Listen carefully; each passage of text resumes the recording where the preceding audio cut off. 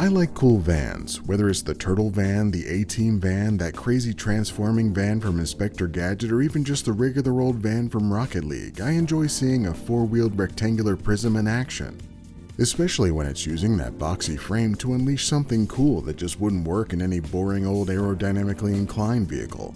And it's the sole reason I wanted to check out Caravan SandWitch.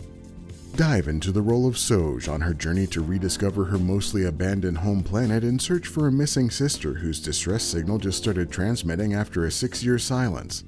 You'll start out in an empty space station and take the next space train down to the surface, where you'll almost immediately be given the keys to your sweet-ass new old van. From here, you'll explore the idyllic seaside village in this desolate, supposedly hostile world with absolutely no tangible threats. After a pleasant welcome party lunch from the 6 remaining inhabitants, you'll begin your real adventure in the openest part of this open world, spearheaded by your van's first ability to detect hidden objects in the environment.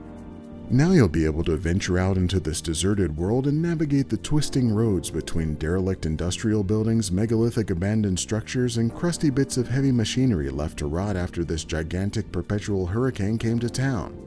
You'll use your hastily prepared scanning radar tool to ping and mark all of the important features of the land, like the variety of circuit boards you'll need to collect from all the garbage, as well as breaking these signal jammers through some classic Ubisoft tower climbing and revealing a chunk of the map along with another step toward finding your sister's location. When you do find these trash treasures and jammer towers, you'll be able to puzzle platform your way through the detritus, shimmying up and down ladders and balancing narrow walkways until you find your way to your goal or hit the wonderful brick wall of progression gating. But if you've obtained the right assortment of generic computer parts, you can have them meticulously twisted into your next route unlocking tool, one that will also progress the game into a new chapter and prompt you to make sure you've entertained all of the temporary tasks given to you by the dozen or so people that live here before moving on. But as you gain more of those coveted van features, like a grappling hook that can rip open doors and boxes and a hacking protocol added to your scanner to unlock doors, you'll be able to do some of that classic Metroidvania backtracking to get all of the stuff you've missed. You'll even get a powered pulley that can let you zip up zip lines just as fast as you can zip down, all while chasing the mystery of this person in a big-ass hat showing up at every location and disappearing around corners like a Kung Lao G-Man.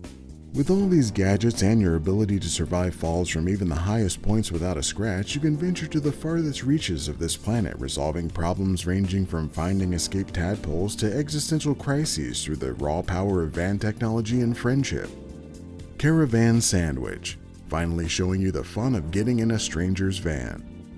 While it was the case that the cool gadget van got me in the front door, it revealed a game that blended the addictive nature of open-world exploration and item collection with a laid-back atmosphere that permeated throughout the game. It caught me off guard a bit that there's not really a failure state or any time limitations outside of getting your van stuck like an idiot and needing to teleport back to the starting garage.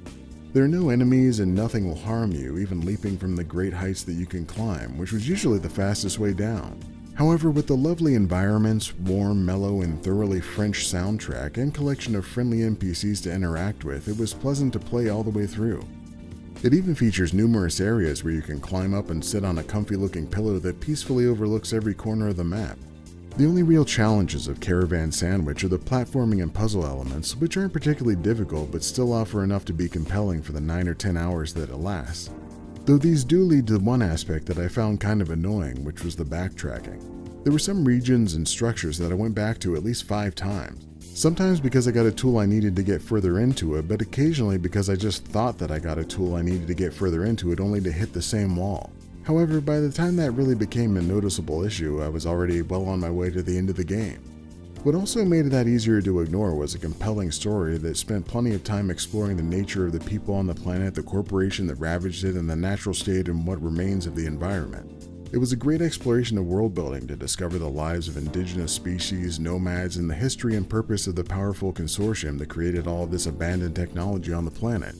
Yet the vast majority of this was optional quests that you could seemingly skip entirely, despite much of it relating to the main plotline.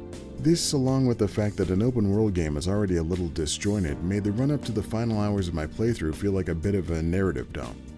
But if you do follow the story and involve yourself with the characters within it, it's just as satisfying as exploring the world and its various ruins through equal parts van power and puzzle platforming prowess. So that's why Caravan SandWitch is getting the abbreviated score of good.